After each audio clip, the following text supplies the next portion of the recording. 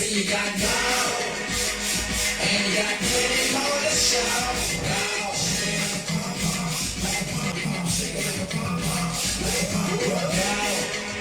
Now you tryna win the contest for sure. I'ma show you how to shake, how to booty shake. Show you how to shake, let me see your booty shake. See how the booty shake like an earthquake. There is no escape when I shake it in your face. Now don't you wanna take my booty shaking on the tape? So show it to your boys and see the look on their face. I move it to the left, move it to the right. Double time, I show them what they like. Look at it, slow motion freeze. Stop for the camera, paparazzi wanna see. Hello, hey, how you doing? I shake it like this and let me see if you can do it. Drop it on the floor. Shake, the faces all slow. If you got it, move it kinda fast. The boys all gas when I try to. Yes, sir. What's up, everybody? Welcome to the first ever episode of Club JG Podcast. I'm your host, JG. Welcome to the show. I'm just going to get right into it, man. NFL postseason is here. It's a beautiful time of the year. Everyone's excited. If your team didn't make the playoffs, you can just take the motto of the city of Cleveland. There's always next year. I'm just kidding. I love you, Cleveland. But before I get into it, I'm going to go ahead and just defend my quarterback right quick. You guys see the jersey I'm wearing. I'm going to get into it about Lamar Jackson because I've been hearing a lot of chit chat, a lot of stuff being said about his style of play, a lot of stuff being said about his injury and stuff like that. So I want to go ahead and chime in on that real quick. First of all, I think it's absolutely ridiculous that, you know, how the Ravens have, this is my team I'm talking about. You know, this is my team that I love. I've been a Ravens fan all my life. I'm really disappointed on how they've handled this situation with Lamar Jackson. I think that they should have found a way to get a deal done, you know, somehow, some way. You know, I just don't think going into the season, you're trying to, like, you know, you can't have a situation like this just linger over your team's head the entire season. Now, they started off great, but then eventually, you know, injuries piled up. You know, you're losing Rashard Bateman again, losing Devin Duvernay. You know, Dobbins and Gus aren't quite back yet. They're getting back into form. They look good now, but just from the beginning, I just think that a lot of this drama might have been avoided if we just try to get a deal done. Now, I'm not a doctor. I'm not going to pretend that I am a doctor. I'm not going to sit here and say that I understand how, you know, injuries like this work because I don't know anything about it. It's a PCL injury from my understanding. All I know is that it's in the knee. And what I do understand as an athlete, a former athlete, that every athlete reacts to injuries differently. So I'm hearing a lot of, like, you know, oh, I had this injury, or, oh, you know, it doesn't take that long to heal. He could have played through it. It's even gotten to the point where, like, the likes of Sammy Watkins has come out recently and saying something about Lamar playing. Now, I want to try to be respectful here. Sammy Watkins, great player at Clemson, tremendous wide receiver there. Very good NFL player for a good amount of years. Ladies and gentlemen, this man did not have a football team or a job before the Ravens came and picked him up. See, the Green Bay Packers released him, and then we picked him up.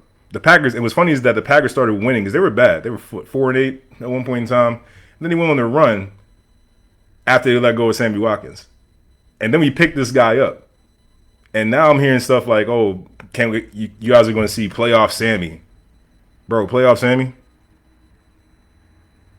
When did that start becoming a thing? Not sure that we know about that. But anyway, this guy is coming out saying that basically he thinks Lamar should try to play through it. You know, he should be out there, you know, this playoff time and all that stuff. Check this out, man. After seeing what I saw, how the Boston Celtics handled Isaiah Thomas with his injury, after everything that he went through, losing his sister, and just like a lot of turmoil, the Celtics basically screwed him over out of $200 million. This is what it is. So, from my perspective, the love of the game means nothing. This man does not have any guaranteed money on the table. Why? The Ravens have not given Lamar Jackson anything worth taking this kind of risk over. Your top two receivers are going into this playoff game would be Sammy Watkins and Demarcus Robinson. That's not something to, you know, write home about. It's like, you know, oh, we're good. You know, we're excited. We got this. We the Ravens. No. If he's not 100% and he can't be Lamar Jackson, why should he be on the field? there's no reason for him to be on the field. And you're telling a guy who's a mobile quarterback, the offensive scheme, kudos to Greg Roman with this middle school offense that you run. Is basically here Lamar, take the ball, go make something happen. Just go out there, make a play, make something happen. We don't need good receivers. We have a good tight end. We have a good running game, and you're Lamar Jackson. Make it happen. And you know what? He's been doing it. 45-16 as a starter for a guy that has, from the beginning of his career, has gotten so much scrutiny, basically saying that you can't be an NFL quarterback. You run too much. Josh Allen runs a lot. He's gotten hurt from playing. Did he not injure his UCL this season? Does he not run the ball a lot? Does he not take big hits like Cam Newton used to do on quarterback power? You don't hear the same thing being said about Josh Allen. Do I dare go into that realm? I'm not going to do it right now because I'm focused on my guy right here. And all these quarterbacks that have been said that are better than Lamar Jackson have already, like Joe Burrow. Joe Burrow throws that football. Look, he's that's what a quarterback should look like. And I like Joe Burrow. I really do. I honestly don't. I have no reason to hate Joe Burrow other than the team he plays for. I think he's pretty cool, like overall. I think Joe Burrow is a very good quarterback. He's probably going to be a superstar if he isn't already.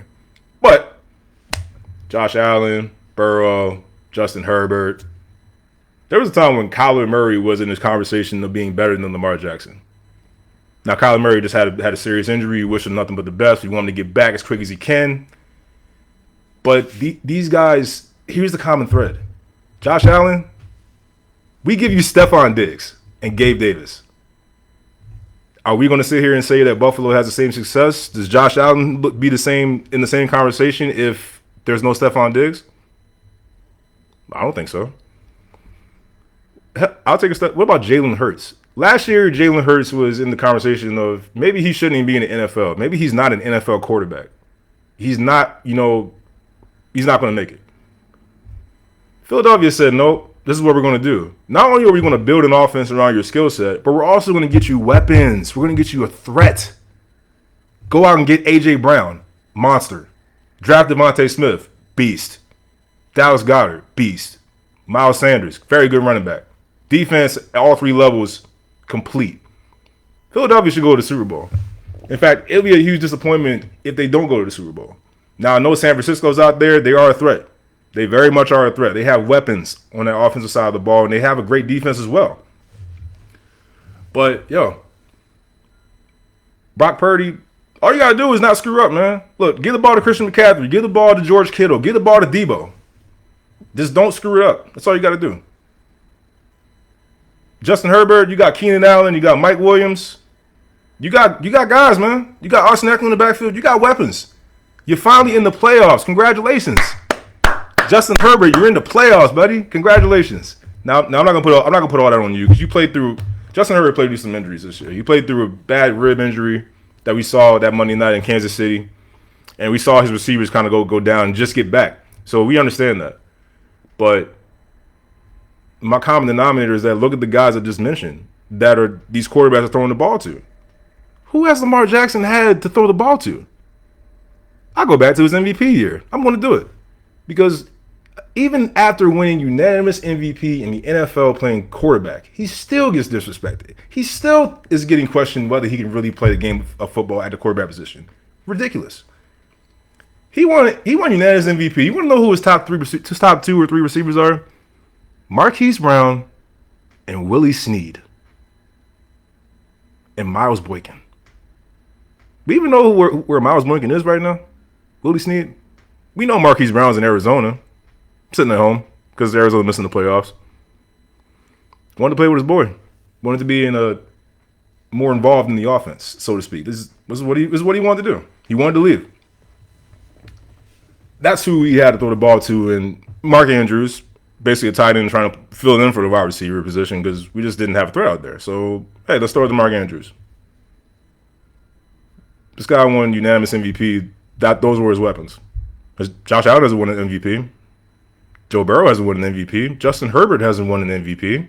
Jalen Hurts has a shot. The only person that I don't put receivers on is Patrick Mahomes because he is truly in a class by himself. Now, Joe Burrow's got a chance to say something about that because recently he's beaten Mahomes the past couple of times, especially in the playoffs. Got some explaining to do. Mahomes, you got to respond. Because since he's back, they're out to prove that last year was not a fluke. They're very much a dangerous team for years to come. If I'm the Baltimore Ravens, got a problem. So, and here's the kicker that really just kind of this is where I'm at. You know what? And my man Tony, what's up, Tony? He's commenting saying that it seems like a lose-lose for everyone involved. Said LJ has legitimate reasons for prioritizing his health. I agree. We should have resolved this before, but imagine if we gave LJ 250 guaranteed and then he's injured. Then what?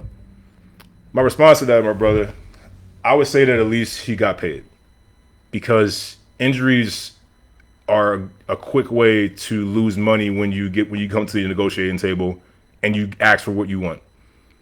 So my thing is Lamar gets his money. God forbid he gets injured. If he does, then, hey, he got the money that he deserved. That would be my response to that. And then I'm hearing all this outside noise about, if you pay him the same as Deshaun Watson, we're not going to have the money to build a team. We weren't doing that anyway. Everyone's talking about we're going to do this, we're going to do that to build the offense. We've done nothing. What have we done? We've lost guys. We traded Marquise Brown to draft a center and more defense. We haven't signed anybody worth mentioning on the outside playing wide receiver for years. The last bona fide wide receiver we had that was a threat was Steve Smith Sr. Before that, Anquan Bolden. This is after their prime years. That's what we do. We go sign guys from the freaking retirement home. Deshaun Jackson. Love Deshaun Jackson. Was a fan. In the Philly days. Not now. He's done. Dez. Guys, in 2020, the Baltimore Ravens went out and signed Dez Bryant. Dez Bryant off the street.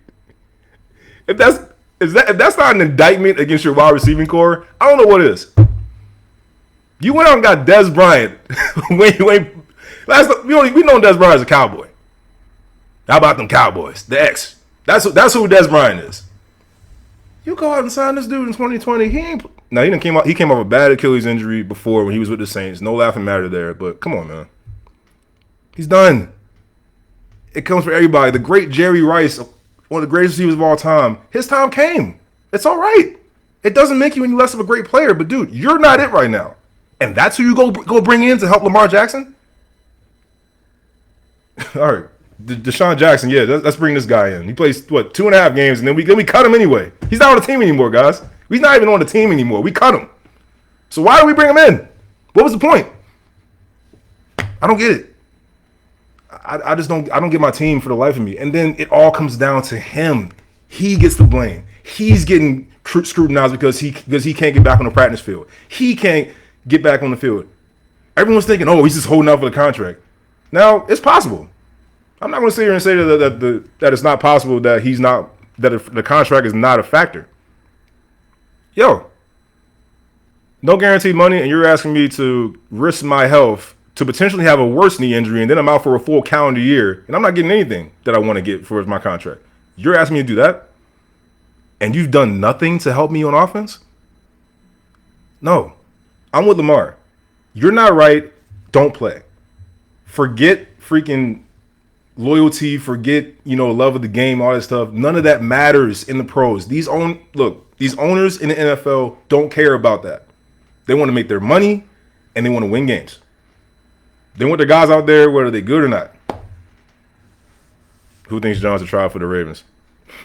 I could play some tight end. Like I'm too slow to play wide receiver. I'll be honest. Watching me run the 40 time would probably be hilarious to watch. I'll put that out there.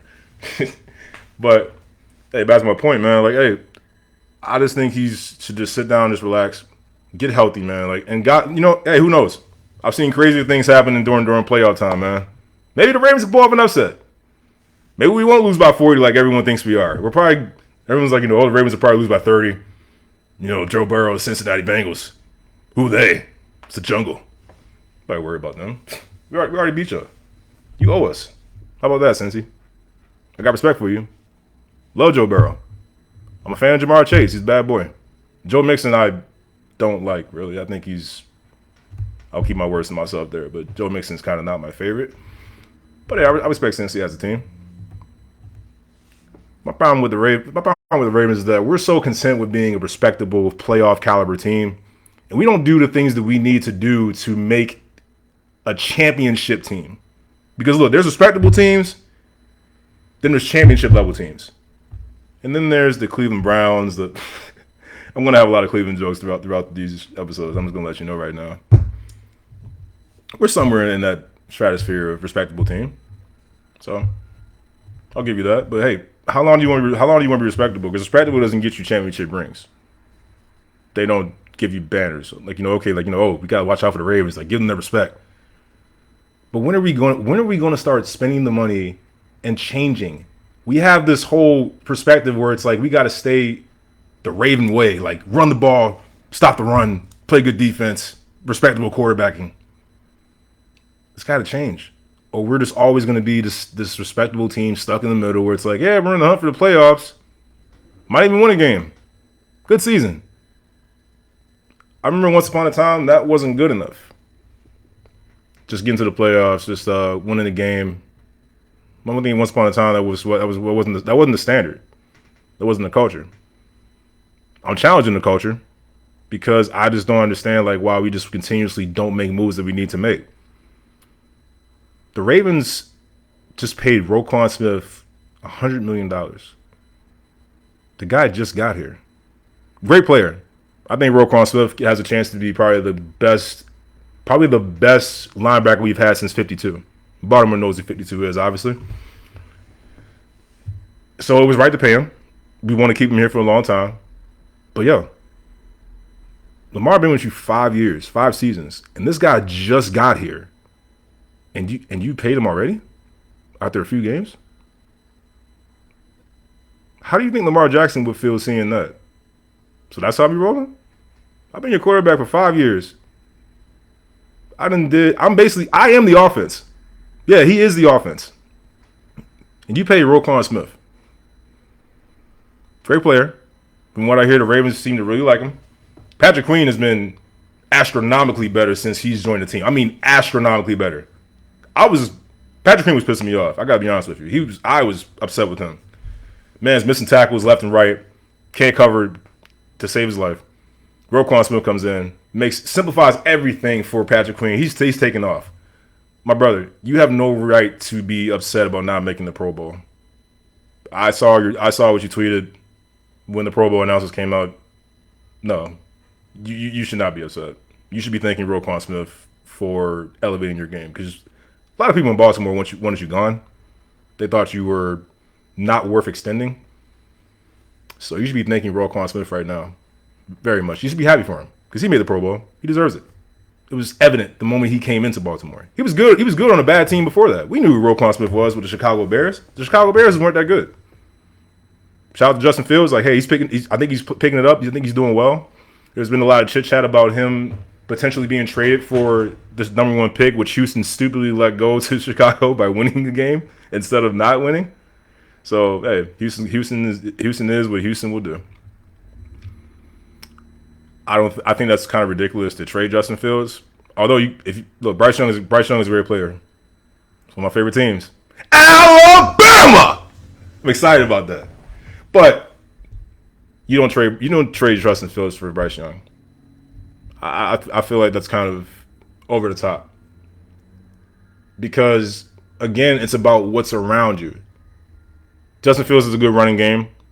You got Chase Claypool, you got Darnell Mooney. It's solid. I think you're better than what the Ravens have been doing. I think Chicago just needs like an O-line.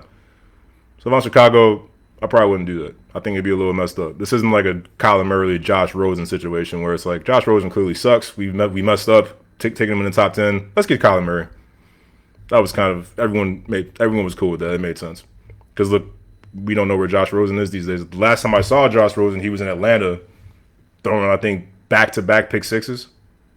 I'm not joking here. Like he literally threw back-to-back pick sixes on both series.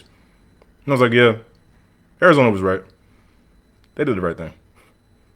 So, bottom line is, pay Lamar Jackson, Baltimore. Don't let him go. If you're stupid enough to let him go or trade him, Baltimore Ravens fans, I want you to prepare to have 3 to 4 years of absolute misery because we're probably not going anywhere if that happens. I mean, we're probably going to be a 3 to 4 win team. Probably become the new Cleveland Browns for a little while. Give Cleveland a chance to take a break from being in last place every year. I made a joke with a friend of mine who's a diehard Cleveland Browns fan. And look, I give respect to these guys. They show up. They are here for their teams. No matter how terrible they are. They are here for their teams, man. But I say, yo, y'all need to start hanging up banners for like how many times y'all done came in last place in the AFC North. It's pretty bad. Look, y'all didn't. That's a siren. Welcome to Baltimore, guys. Welcome to Baltimore. I'm going to get in these playoff matches, man. So what we got tomorrow? We got the Seattle Seahawks versus the San Francisco 49ers. We got the LA Chargers against Goldilocks, Trevor Lawrence, and the Jacksonville Jaguars. Seattle, I want to give a huge shout out to Geno Smith. Geno Smith has absolutely balled. He's been amazing. He actually broke the single season passing record previously held by guess who? Russell Wilson, Mr. Unlimited himself. Mr. Cornball Unlimited himself. Good for Geno. I think this is where it ends. They have a bright future at running back with Kenneth Walker. DK Metcalf still there. Tyler Lockett is there. You know, they still got guys that they can do something with. It's just San Francisco's defense is just that nasty, and I think that that's going to carry them right to the NFC Championship at the very least. Brock Purdy has been absolutely spectacular, Mr. Irrelevant. Last pick in the draft, just comes in and he's been very efficient and he's been smart. Got Kittle, you got Deebo Samuel coming back, you got Christian McCaffrey. Just get these guys the ball. Don't mess it up. And that's exactly what he's done. He's been a very efficient, safe quarterback. Be safe with the ball, no crazy risk, and play good defense. That's what's got him here. Getting Christian McCaffrey was basically like the final infinity stone, so to speak. Because Jimmy Garoppolo was already looking good. He was looking like a Pro Bowler. Because the guys around him. Ravens. Brock Purdy looks good because what does he have around him? They drafted George Kittle. Drafted Deebo Samuel. Yeah, they went out and got Christian McCaffrey because that's what they needed. But they drafted their defense. Nick Bosa. They drafted those guys. The Pittsburgh Steelers. Ugh. Gonna vomit. But they didn't make the playoffs. That sucks. But yo, they're the best at drafting wide receivers. Like every year, they seem to find a diamond in the rough that we didn't even know about, and then they come on the scene, they burst on the scene. It's like that dude's gonna be a star. It's been that way for a long time. Santonio Holmes, Hines Ward, Martavius Bryant was a bad boy. Antonio Brown, God knows what he's up to these days. That guy's a crazy guy, but I still pray for him. In all honesty, I hope he's well. Because honestly, a lot of people have been questioning his mental health and kind of questioning, is he okay? Like, in all seriousness. But from a football perspective, amazing talent. Chase Claypool, I thought, was a great talent as well. I think Pittsburgh was a little bit too. I don't get why they traded him. To be honest, I understand he kind of had a few things to say in the media that Mike Tomlin didn't agree with. Maybe that had something to do with it. Maybe the inconsistency might have been there. But you also got to look at who's playing quarterback. Roethlisberger was on his last leg. He probably should have retired two years earlier than he did. And then this year you got a rookie. And I've been impressed with Kenny Pickett. I have. I gotta admit that this kid can play. I think he's got a good future with him. I think Pittsburgh's going to be back. Because they're never down. They weren't down this year. They always made the playoffs once again. And they finished once again with a winning record. Mike Tomlin. There better not be another word uttered about Tomlin and not being a coach. Because stupidly, there have been people out here that are saying that maybe Mike Tomlin's best years are behind him. This is what was being said. His best years are behind him. They think maybe time for Pittsburgh to move on. You are all idiots if you believe that. I'm a Raven, and I'm saying this about a Steelers head coach. Love Mike Tomlin. Love everything he's about. I respect him. And if Pittsburgh, not that Pittsburgh would ever be this stupid, were to let him go, I would literally go on social media saying, "Hey Ravens, go get him. Harbaugh, I love you." That's Mike Tomlin. Come to the dark side. That's what I would say. But anyway, I think San Fran's probably going to run away with that. I want to say probably win by 15 and 20 points because I think the defense is just too much for. I think it's going to be too much for Geno to handle. I think they're going to really impose their will, and I think on offense they're going to do what they've been doing, just being efficient, giving the ball to their playmakers, and letting them do their work. So I got San Fran winning that one. Next one, we got the Chargers and the Jacksonville Jaguars. Battle with two first-time playoff quarterbacks in Trevor Lawrence and Justin Herbert. I would say that the pressure is more so on Justin Herbert because Jacksonville, nobody expected Jacksonville to get here. They fought their way back, and they took the division from the Tennessee Titans, where at one point it looked like Tennessee was going to run away with it. Looked like the division was an absolute joke, like no one was going to catch them. The Jags got hot. And then Tennessee started having – the injuries started piling up, and it just kind of started falling off. And I see that Jacksonville has a good future ahead of them. They got a good coach in Doug Peterson. They got Trevor Lawrence is coming along. I think he's showing why he was the number one draft pick overall. They got some weapons over there with Zay Jones and Marvin Jones, and now they got Calvin. You forget about Calvin Ridley, suspended all this season. He'll be back. He's gonna be with Jacksonville. That might be something to look out for in the AFC. The defense ain't bad, no. Got a good pass rush with Josh Allen and the crew. The other Josh Allen, not the quarterback. There's a defensive pass rusher named Josh Allen who's pretty good. Zay Jones, got a lot of respect for him. He's a bad boy. So I don't know. I think the Chargers should win this game because defensively you still got Khalil Mack. I think Joey Bosa's coming back. You got Derwin James back there who's always solid. Asante Samuel Jr. has come on as like a solid cornerback there to fill in for J.C. Jackson, who they spent a lot of money on. You know, J.C. Jackson got hurt for the rest of the season, unfortunately. But Jaguars got weapons on offense. Mike Williams is questionable. There's been a lot of scrutiny on the coach about playing his starters in the final game when they really didn't have to. I've never personally been a fan of like resting players. I think that we should treat it as a normal game, get the rhythm going into the playoffs. And the thing is like, Mike Williams got injured. He could have got injured in practice, man. Like I'm telling you, as a guy that has experience, the Ravens. That one year the Ravens lost. We lost Marcus Peters. We lost Gus Edwards. That was in practice. We lost J.K. in a preseason game. Just freak accidents. Guys are just going down left and right with, sometimes you could be in a routine play, knock on wood, doing anything. Routine drill, run a route. Something might just not feel right, and then all of a sudden, you're hurt.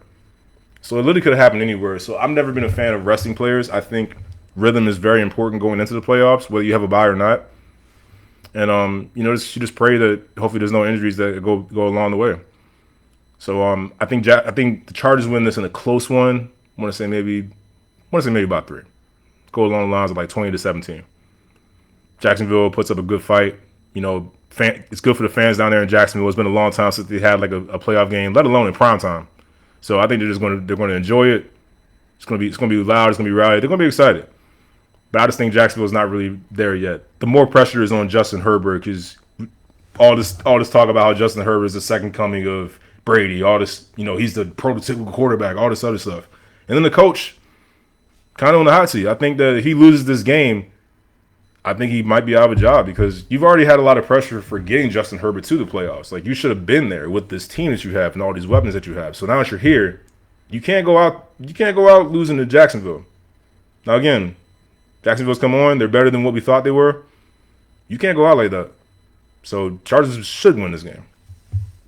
Going to get into the Sunday matchups here. We got the Miami Dolphins versus the Buffalo Bills. Miami, of course, we know about Tua. We're very, obviously, as a football fan, I'm just really sad to hear about that. With Tua and the concussions that he's endured already. We saw one that just was really bad where he had to be carted off. And it's really up in the air if Tua can continue to play football, in all honesty, because we understand that the long-term effects that concussions can have on a football player, really on anyone, if you play a sport and, just contact to the head.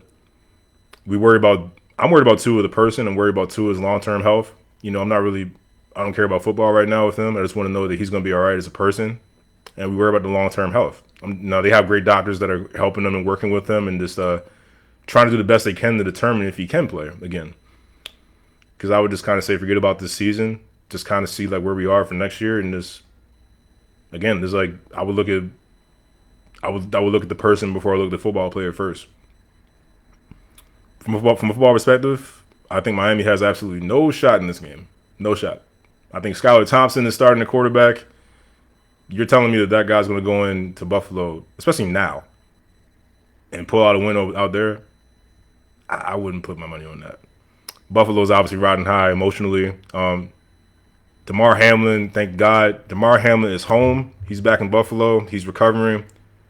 I think I can speak for a lot of people where it's like, man, seeing that live was just I never seen anything like that live. Down on a basketball court, down on a football field. At first, I thought that he was just down like an injury, like or he took a shot to the chest or whatever. He's kind of hurt. No, then the replay showed that he got up and just collapsed. I think I was speechless. I was shook. I didn't know what to say. I didn't know how to really react to it. I was just scared because like he wasn't getting up. He wasn't moving, and just obviously scared everyone. We're so thankful for the personnel, the health personnel that was on the field at the time who rushed right to it and understood, hey, this is serious. We gotta get the doctors in here. Let's get it going. They were prepared because stuff like this doesn't happen all the time. Not this. But being prepared for the one time that it does happen was so key, and those people were right on it. They saved his life. Got him to great doctors over there in Cincinnati, and everyone in the world was just praying for him. And the power of prayer is real. As we see that, thank God he's coming home. He's coming home. He's going to recover. Again, another guy. I'm not even thinking about football right now, man. I'm thinking about you as a person and long term. We're just so thankful to have you back. And it's gonna be awesome, like just to have him. Hopefully, I don't know if he can go to the game or not just yet, but if he can, it'd be awesome. I think it'd be great for the fans. It'd be great for everyone to see it. Whether you're a Buffalo fan or not, it's just awesome to see Damar Hamlin up and moving, and that he's gonna be okay. We'll see if he comes back to football at all, but if he doesn't, we'll be mad at him at all, man. Just like, look, we got life longer than we have our sport. We're people longer than we're football players or basketball players, and that's something that I learned. Was taught to me when I was about 10 or 11 years old. Just always remember that you're going to be a person longer than the time you spend in your sport. So it's important to be a good person. That being said, I think Buffalo wins by 30. Something like that. Something like that. Next game we got here is the New York Giants. How about that? The Giants against the Minnesota Vikings. There's a lot of people calling for an upset in this game. I think that the Giants they're playing with house money. Nobody expected them to be here, first of all. A lot of people don't think they should be here. But they're here. And Minnesota, we've been having question marks about them winning close games all season long. We always question Captain Kirk Cousins, my man. I iced out Kirk. We always had questions about him. Like, man, look, he gets his numbers. Is he going to win the big game when it's time to step up? Evidence says, no, he won't. He'll find a way to wet the bed. I think that Minnesota needs to get Dalvin Cook going. I mean, look, Justin Jefferson's a bad boy. You want to get him the ball. I understand. You want to get that man the ball as much as you can. But you got to remember that Dalvin Cook is back there too. Got to use your weapons. Minnesota is a better team, especially on offense, than the Giants. They should win this game. But something's telling me that I think the Giants will have a little bit of magic. I think Saquon will go nuts. I think Daniel Jones will probably make one or two more better plays than Kirk Cousins and kind of just send him over the hump, and then they win in like a last-second field goal. Something crazy like that, and then New York pulls out the upset against Minnesota. That's what I think is going to happen. Monday night, we got the Dallas Cowboys and the Tampa Bay Buccaneers. This is Tom Brady's last ride. We don't know. It's very possible, man. We're wondering, just with everything that's happened over the offseason, during the season and everything with, his personal life. It's got nothing to do with us. We really have no reason to comment on it. We're wondering if this is going to be his last game if they lose. Whereas the Cowboys, pressure's on once again. Dallas, can you deliver? Can you get to the Super Bowl with all these predictions? All these people like Michael Irvin on TV.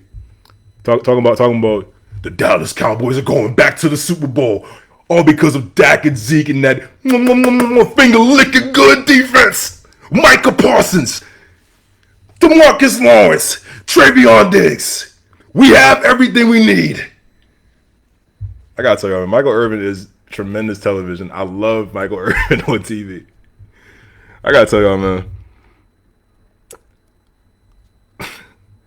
I would enjoy to see Dallas lose. I would enjoy to see the Cowboys lose. because I could not wait to see Stephen A. Smith in First Take the next day and how this is going to play out for them. I honestly couldn't wait for that. So I would say I want to pick the Buccaneers to win by. I said they win a close game. Again, I want to say 23-20 Tampa Bay. Let's see what we got in the comments here. Let me hear about the Birds. Groff, your Eagles aren't even playing yet. They have a bye. I'll talk about them maybe next week. Next week I'm back on. Timmy's playing until he's 53. I mean, he did say he wanted to play until he was 50. He said this when he was like 40. I can remember like an ESPN interview with Tom Brady, like saying, "Hey, how long do you want to play for?" Realistically, he said, "I want to play till I'm 50." I didn't take that as a joke. I thought he was very, very serious. And hey, the guy's 45 years old right now. He's still dragging his team to the playoffs. Tampa has looked pretty bad. You know what I think will happen in the offseason if Tampa loses? I think Tom Brady's going to go to the San Francisco 49ers. I think that's going to happen. He's from Cali. You know, it's where he's from.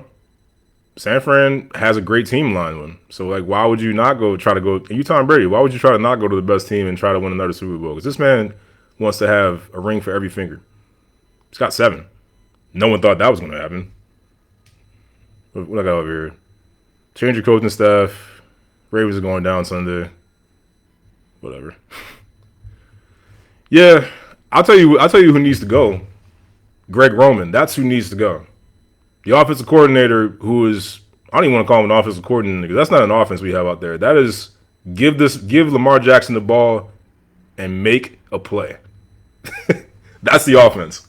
There's no scheme. You know, everyone talks about a run-first offense. You know, wide receivers don't want to come play for a run-first offense. It doesn't have to be a run-first offense. It's become that because Greg Roman is not a good offensive coordinator. Oh, he did work with Kaepernick, and Kaepernick was successful. Yeah, but Lamar Jackson ain't Colin Kaepernick. With respect. Respect to Colin Kaepernick. He ain't Lamar Jackson. It's a different animal. People keep sleeping on how good this guy really is because he doesn't put up the flashy 400-yard passing numbers that Mahomes, Aaron Rodgers, Brady, Burrow that they put up. You know, it doesn't look traditional. It doesn't look sexy as a quarterback. You know, doing my slow sexy dance right now. It's not attractive. So what? Is the objective of a quarterback to not win games? Has he not done that? 46-15 as a starter. That's pretty. I think that's good. Am I mistaken to think that that's not a good record? 46 wins and 15 losses. There's some quarterbacks that are 15-46 around that realm and are still have jobs in the NFL. So why is this so much scrutiny? I just don't understand. Do you hate the way that he plays because it's different? How soon we forget? I remember another player that was a lot like Lamar Jackson that played the game differently, and during that time, we never saw nothing like that before, not from a quarterback.